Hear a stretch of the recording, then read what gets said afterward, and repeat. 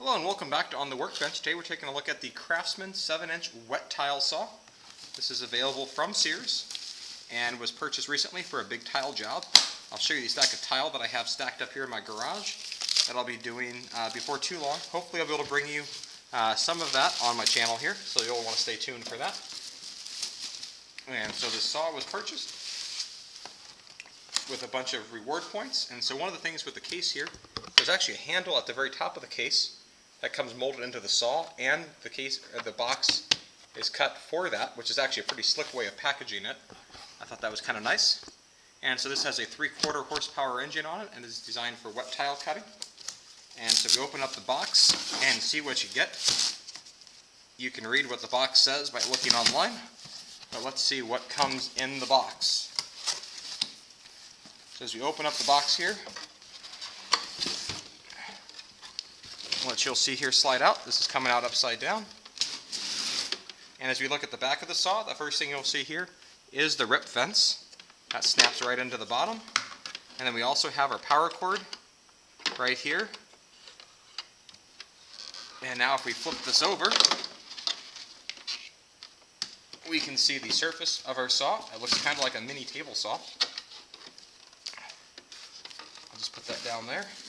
And then also in the box here is our user's or our owner's manual. And so now on this saw, the tabletop here should be hinged to come up like that. The right side contains the parts. And so we've got a nice wrench here, 13 and 14 millimeter ends for our blade changes. We open up the box here a little bit further. We've got our miter gauge, or miter guide, as this is phrased here. It has increments in 0, 22.5, 45, 22.5 the other way, and 0 the other direction. And this should slide right along the rip fence. And then we've got a riving knife with a blade guard to be able to protect ourselves, with a nice little set of warning stickers here to remind you to keep your fingers away from the blade and to wear proper eye and ear protection. And then finally, we've got a saw blade in here. This is packed like this. And so this is a Diamond 5500 RPM max 7-inch tile saw for use with 5/8 inch arbors. And this should be diamond impregnated on the outside edges. So now if we look at the inside of the table saw here, you can see where we've got the arbor right here that we'll have to install the blade on. So we'll go ahead and take the nut off, take the spacer off here, and then we'll go ahead and put the saw blade, we'll line up our saw blade on the arbor like that.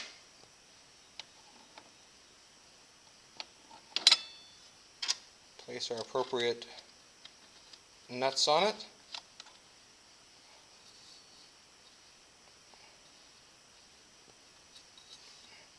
And now we'll use the wrench.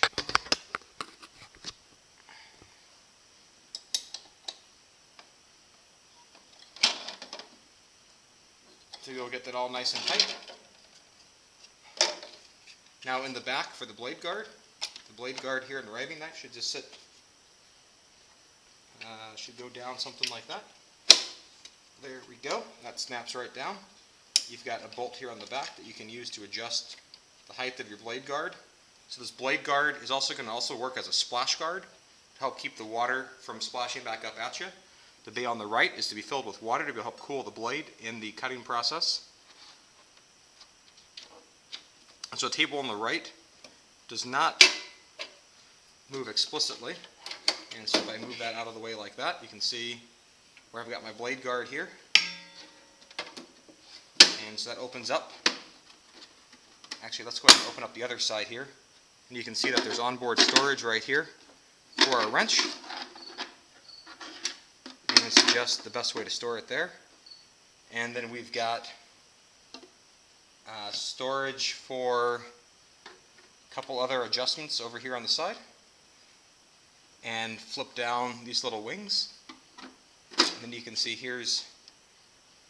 and these are stair stepped. So there's 45, 30, and 15, so you can run a bevel there on the left side of the saw blade. And then our rip fence here goes in on the side. We can put this on either side. And if we look on either side of the table, there's numbers that are molded in here, measuring to the left and the right, so you can set your rip fence to where you want it to line up for your cut.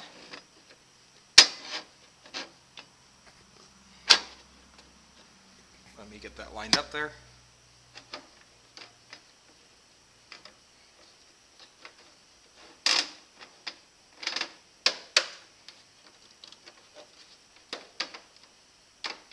You'll want to make sure that you get this in a perfect alignment.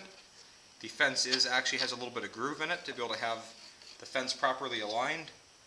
And then your miter gauge that holds your tile. If you need to cut corners on your tile, we'll just ride right along your gauge. We'll ride right along. Let me flip this down back to 0 and flat. Rides right along your fence. The first thing I notice here is it actually is a pretty snug fit along the fence for the miter gauge, which is actually fine. So to make sure you get your angles properly accurate. And then now if we go to the front of the saw, we've got our on-off switch here, which is encased with a nice plastic cover on it, just to be able to protect the circuitry in the event of it getting wet, which it probably will because this is a wet saw. And at the bottom there's also a little bit of rubber edge, little bumpers here on the corner, just to help this sit solid on your surface that you've got the setting on. One thing I'm disappointed about this saw is I wish there was a better way to clamp this down to a surface to ensure it doesn't vibrate off. So when I go ahead and run it, I'll have to make sure that it doesn't vibrate off and just keep an eye out for that. And then the cord here just stores in here very nicely at the bottom, so I like to integrate a cord storage just to make it nice and portable. And since I don't use I won't be using a tile saw all the time, and it'll be in storage for quite a bit of its time, I'll be able to have the cord stored. I put the cord storage, the little cord keeper here back in place. And then we'll be good to go. Cord all nice and stored. Lift the handle, and we're ready to travel. First, you can take the fence back off here, and be good to go. Earlier you saw the unboxing of the Craftsman tile saw. Now I'm going to go through this after having used this for what's been a couple months for me, but someone else might be able to do this a lot quicker. Looking at how the saw has worn.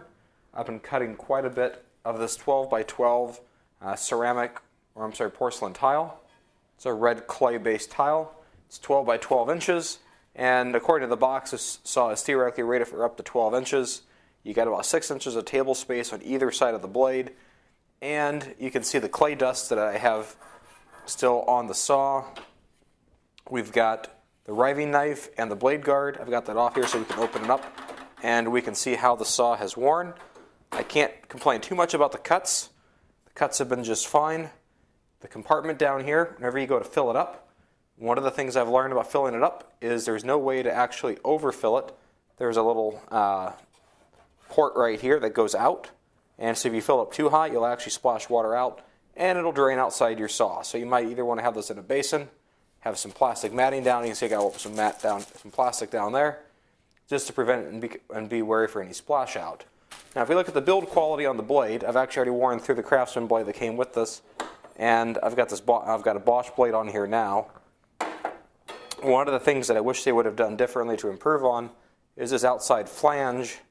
The opening on here is slightly larger than the opening of the arbor when this goes over and is tightened up with the arbor nut. I'll come back and tighten that up with the wrench, but there's a little bit of play. You can hopefully hear that there on camera and see that play that I wish that wasn't there, so that would be centered perfectly on the arbor. Opening up the other side, you can see there's some water leaks down in there regularly from cutting. We've got a wrench. We only need one side of this wrench. I'm not sure what the other side's for. So it's actually a 14 millimeter wrench that you would need to be able to work on it. I don't know what the 13 side is, but I presume that goes to a different saw or something else by the original manufacturer, and they were just too cheap to have a dedicated wrench for this saw. I've not done any bevel cuts to be able to talk to you about how the bevels work on the side as well, to know if those are any good or not. I'm not doing any of those, and I'm not doing any other mitered cuts. I'm just doing straight square cuts. because of the size of the table, I've had to be able to be careful of thinking through my cuts in advance to know if I need to cut on the left side or the right side of the tile when I'm trying to use some scraps for a secondary piece or defective tile, to be able to get everything lined up, because you can only get about 6 inches cut off. So you have to think about whether it's the remainder, which then forces you to have to think about, well, what piece side is next to the blade and the fence, and the side that's not. There's no push stick that comes with this. It'd be nice if there was one, because I have had to go out and grab my push stick from the table saw to be able to make sure that I've got everything cut. I don't like this gap being less than a couple inches here, but to be able to properly cut down a larger tile, that I have to put this on one side and have a relatively small piece of tile between the fence and the blade. Not a big fan of that, but that's a function of having a small table. So when it comes to having the fence squared, there's the little indentations down here. You can see where they're covered in dust, but that's actually not that big of a deal. The fence has been all locked down just fine. Click and click. I have had some problems with ensuring that the fence is properly square, and on occasion I've had to reach for a square to be able to come back and just be able to line this up against the side of the saw to make sure I've got the same offset distance in the front and the back, so I'm not pinching off my cut as I go. The blade guard just slides down. It's adjustable up and down. That helps to prevent splash, which has actually been really nice. And when it comes to putting in water, anyone who is not allowed to be able to borrow utensils out of their kitchen, you can just simply find an old CD case, especially if you're from the 90s. You've got a lot of these floating around, and you can just use that as a nice container, because it holds almost the right amount of water without going over the splash guard. Now I have noticed after some extended cutting sessions, needing to go back and just double check that I've got enough water, but your first sign of that is going to be at the top of your saw if you're not seeing enough water come through with your cuts. So you can see with one CD case filled up, there's plenty of water there for the blade to be able to be cooled off. I've obviously got to tighten up that arbor nut before I put the saw into use. So after cutting, we're probably somewhere in the ballpark of 90 to 100 and some cuts that I've had to make with this. The saw's actually held up pretty well. It's dusty, just come back through, let it dry out, pour out the water, and you're good to go. Come back with a paper towel. On this side, there's it's not actually rust, it's just the dust, or the dust and the tiles debris have dried pretty hard onto this table here, so it hasn't rusted. Pleased about that. So overall durability has been nice. Haven't had any questions with that. I have actually stalled out the motor a couple of times on a couple cuts where I didn't have my fence squared up and pinched something against it, so the blade can stall on you. But other than that, the horsepower of the motor has been more than adequate for cutting the tile that I've been cutting. Now I haven't been cutting anything too exotic, and I'm not sure I plan on it, and the length of the cord's been about right for being able to stretch and reach around to my outlets. I'm not sure I want to put this on a long extension cord just because I have the right amperage and enough current flow drawing from it. And so our next thing is going to be able to show the saw in action. And I hope you found this video useful, and have a great day. Bye.